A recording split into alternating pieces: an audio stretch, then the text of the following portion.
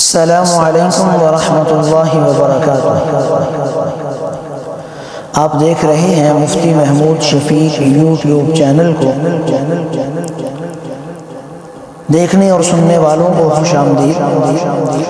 اگر یہ ویڈیو آپ کو اچھی لگے تو اس کو شیئر ضرور کریں اور چینل کو سبسکرائب لازمی کریں۔ آج کی یہ ویڈیو بنانے کا مقصد ایک حدیث ہے جس کی بہت زیادہ ہمارے معاشرے میں اہمیت ہے۔ بڑی فضیلت والی بات اس حدیث میں بیان کی گئی ہے۔ میں ایک کتاب کا مطالعہ کر رہا تھا کہ جس میں یہ حدیث رسول اللہ صلی اللہ علیہ وآلہ وسلم کی آئی ہے۔ انس ابن مالک رضی اللہ تعالی عنہ سے روایت ہے، ایک طویل حدیث ہے۔ فرمایا کہ ہم رسول اللہ صلی اللہ علیہ وآلہ وسلم کے ساتھ ایک مجلس میں بیٹھے ہوئے تھے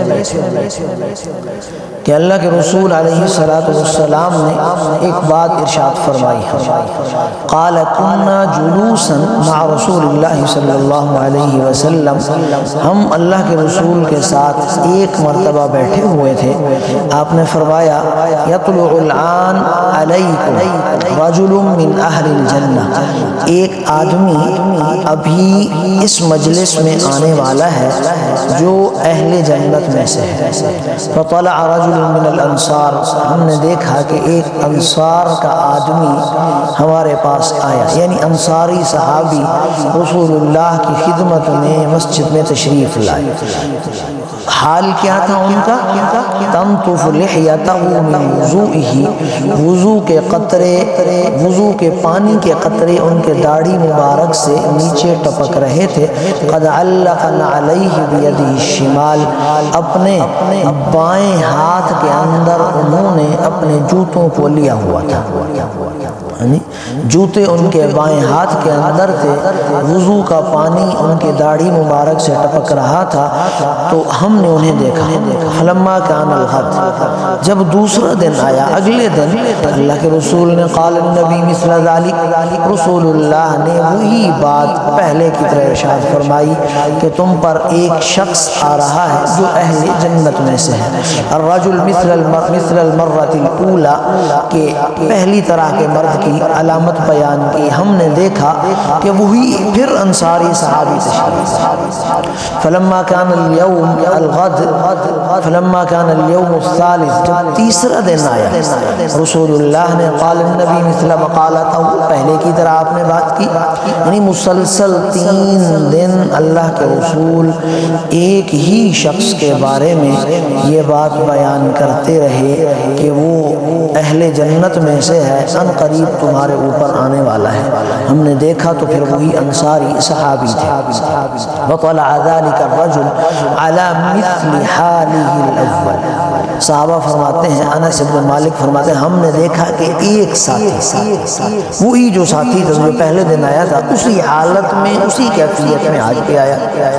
فلما قام النبی علیہ السلام، جب اللہ کے رسول اٹھ کر چلے گئے، تابعہ، تو تعاقب کیا اس شخص، یعنی جو صحابی اہل جنت میں سے، اس کا تعاقب کیا عبداللہ بن عمرو، عبداللہ بن عمر رضی اللہ تعالی عنہ نے اس کا تعاقب کیا اور اس شخص کو کہا کہ انی لاحیت ابی، میں نے اپنے ابا جان سے ناراضی مول لے لی ہے کسی معاملے میں، فقسمت، میں نے قسم اٹھا لی ہے، انی لا ادخل علیہ ثلاث، میں اپنے ابا جان کے گھر میں 3 دن تک نہیں جاؤں گا۔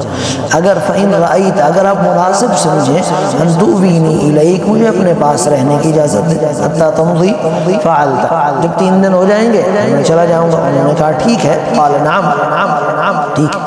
قال انس، راوی حدیث انس ابن مالک فرماتے ہیں فکان عبداللہ یحدث، عبداللہ ابن عمر یعنی عبداللہ ابن عمر رضی اللہ عنہ ہمیں یہ بات بیان کرتے ہیں جب وہ اس شخص کے پاس 3 دن کے لیے ٹھہرنے چلے گئے۔ کیا بات ہے؟ بات انہو بات معہو تلک اللیالی الثلاث، کہ انہوں نے وہ 3 راتیں اس شخص کے ساتھ گزاری۔ فلم یارہ، تو اس کو نہیں دیکھا یقوم من اللیل شیئا، رات کو تہجد کے لیے کھڑا ہو، یعنی جب اس کے پاس گئے تو پہلی رات دیکھا کہ وہ تہجد کے لیے نہیں اٹھتا، ساری رات سویا رہتا ہے۔ غیر انی لم اسمعہ، سوائے اس کے کہ فرماتے ہیں میں نے اس سے جب بھی سنا، یعنی جب بھی وہ رات کو کروٹ بدلتے تھے یقول الا خیر، تو خیر کے علاوہ کوئی بات نہیں سنی، وہ ہمیشہ اللہ کا ذکر کرتے ہوئے اپنی کروٹوں کو بدلتے تھے، صرف یہ عمل ہے۔ فلما مضت الثلاث اللیالی، جب 3 راتیں گزر گئیں اسی حال میں دیکھا ان کے معمولات میں کہ وہ رات کو آ کر سو جاتے ہیں، کوئی وظائف نہیں کرتے، اعمال نہیں کرتے، تہجد نہیں پڑھتے، اپنے بستر پر آرام کرتے ہیں، اور جب بھی ان کا دل کرتا ہے یعنی کروٹ بدلتے ہیں تو اللہ کا ذکر کرتے ہیں۔ بس یہ عمل دیکھا، وقت احتکر عملہ، میرے دل میں ایک عجیب غریب بات پیدا ہوگی، ایک ایسا شخص ہے اس کا تو کہ عمل اتنا بڑا ہے نہیں، اور اللہ کے رسول نے اتنا بڑا انعام اس کے لیے بیان فرما دیا۔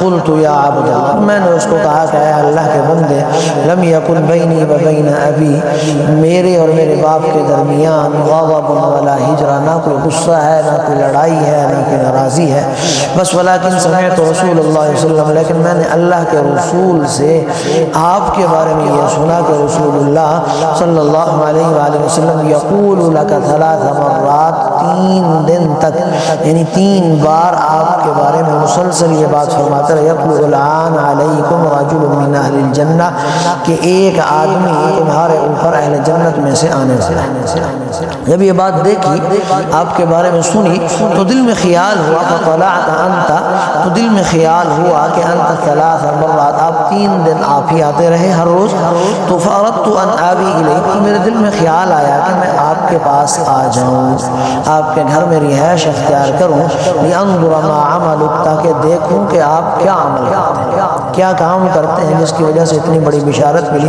فاقتدی بھی، میں نے آپ کے پاس آیا، آپ کے پیچھے چلا، آپ کے گھر میں رہائش اختیار کی۔ فلم اراک، تو میں نے نہیں دیکھا عمل کا عام کبیر عمل، کوئی بڑا عمل نہیں دیکھا آپ سے، پھر عام معمولی سا عمل ہے جو عام طور پر ہر آدمی کرتا ہے، ایسا عمل دیکھا۔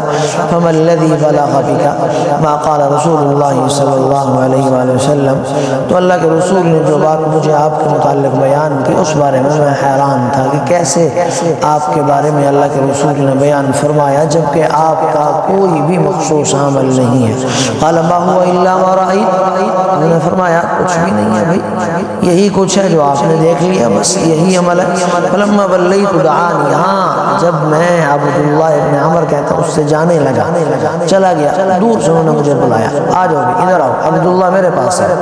فقال ما هو الا ما رأيت، انہوں نے کہا کہ اے عبداللہ اور تو کچھ بھی نہیں ہے جو آپ نے دیکھا، لیکن ایک بات ہے، غیر انی لا اجد فی نفسی لأحد من المسلمین غشا، ایک بات یہ ہے کہ اے عبداللہ میں نے اپنے دل میں کسی مسلمان کے لیے کوئی کینہ، کوئی حسد، کوئی کدورت نہیں ڈالی، میرے دل میں کسی مسلمان کے لیے بغض نہیں ہے، میرے دل کے اندر کسی مسلمان کے لیے کینہ نہیں ہے، میرے دل کے اندر کسی مسلمان کے لیے نفرت اور عداوت نہیں ہے۔ ہاں یہ ایک میرا عمل ہے۔ ہاں اس کے علاوہ بھی ہے عبداللہ ولا احسد، ایک بات یہ میں حسد نہیں کرتا، احد علی خیر اعطاہ اللہ ایاہ، اللہ نے جس مسلمان کو جو کچھ بھی دیا، میں نے کسی مسلمان سے حسد نہیں کرتا، میرے دل میں حسد نہیں ہے، اللہ نے جس کو جتنا اچھا دیا میں حاسد نہیں ہوں، حسد نہیں کرتا۔